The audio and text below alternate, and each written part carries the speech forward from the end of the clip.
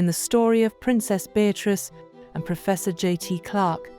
Their lives resembled a gripping novel, filled with wars, hurricanes, illness, and loss. Yet, their love persevered through every trial. Okay, story time. Galveston Unscripted is a podcast and media platform, which makes it a really good funnel for people to find interesting history about Galveston. But it's also a funnel for people to send me their research and family histories. Now, when I received this book, Tattooing to Perfection, in the mail a few months ago, I knew I had to create an episode on it. Now, most of this story does not take place in Galveston, but definitely could not have happened without the influence of events happening right here on our island. Welcome to Galveston Unscripted.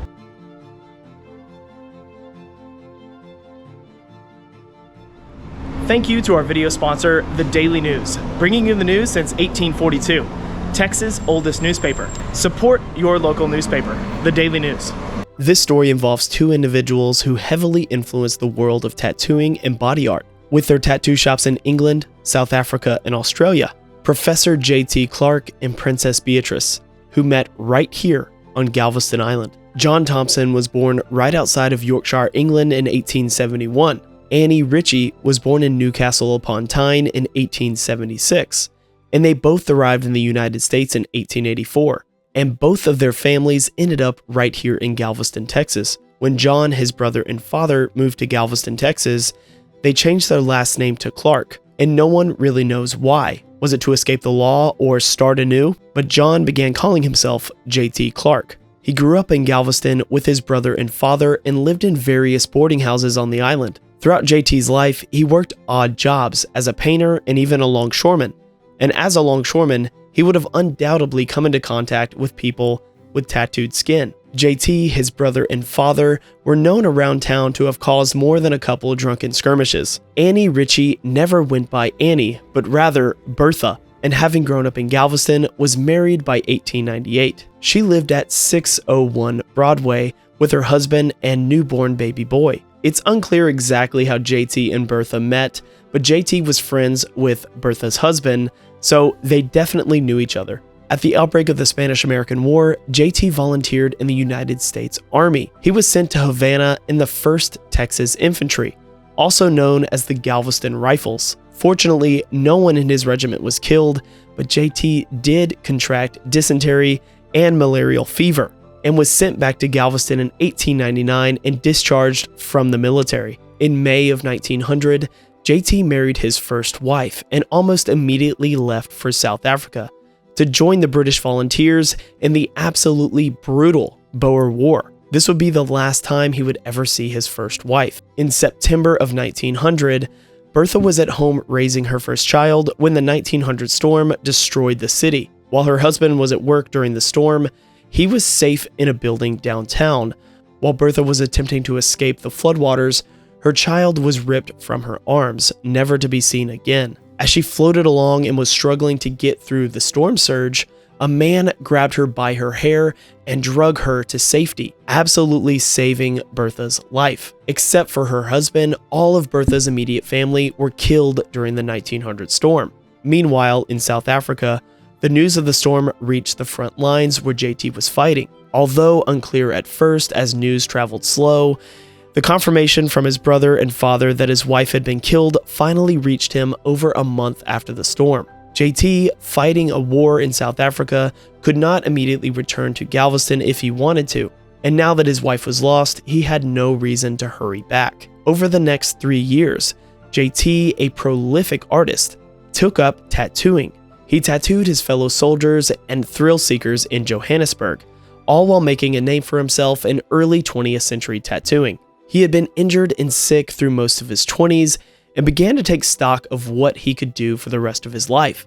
And while looking towards his future, he decided becoming a tattoo artist would suit his fancy. Tattooing had become popular in England, South Africa, and Australia, and he began to make his plans. By the summer of 1903, he decided to pay a visit back to his surviving friends and family back in Galveston. J.T. Clark's friend and Bertha's husband had died just a few months prior, leaving Bertha with 2 kids in poor financial condition. When JT arrived to visit his friend, he met Bertha with bad news that his friend had passed away. Considering he and Bertha had both lost their spouses and they both needed support, he proposed marriage, and he laid out his plans to become a world-renowned tattoo artist. Bertha accepted his proposal for marriage and to help him with his newfound career path.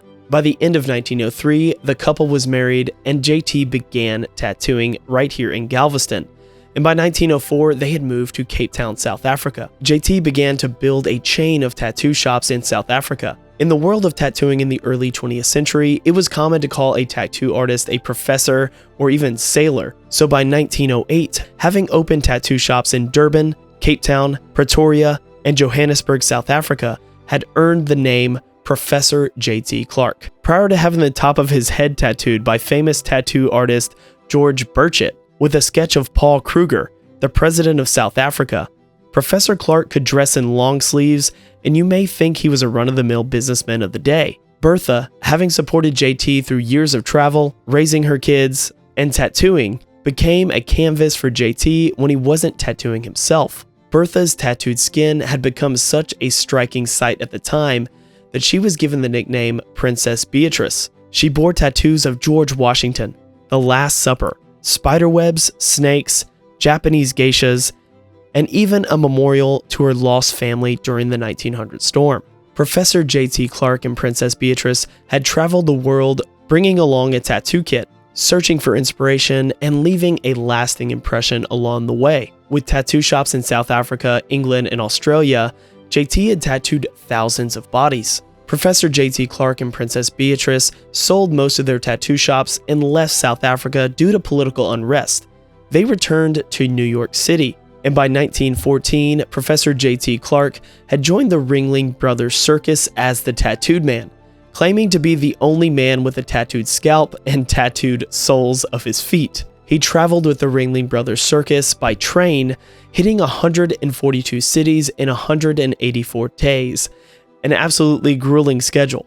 Over the next few years, Princess Beatrice and Professor J.T. Clark traveled working in sideshows in the US and Canada until 1918 when Professor J.T. Clark died of pneumonia in Canada. Princess Beatrice, having losing most of her family in the 1900 storm and her husband just 18 years later, lived a quiet and reserved life until 1958. She passed her time by writing poetry about her lost family and telling her grandkids about her and Professor J.T. Clark's travels around the world. And Judith Lucas, who sent me this book, Tattooing to Perfection, told me that her grandmother, Princess Beatrice, always kept a lock of her hair that saved her life during the 1900 storm.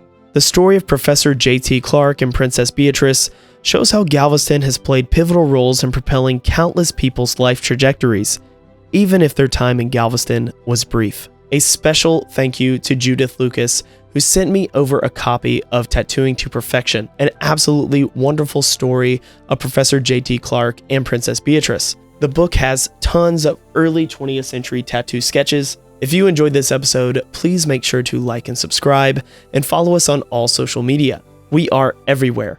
And if you haven't yet, go check out the podcast. We have hours and hours of historical content on that podcast feed. Thanks for watching, and we'll see you next time on Galveston Unscripted.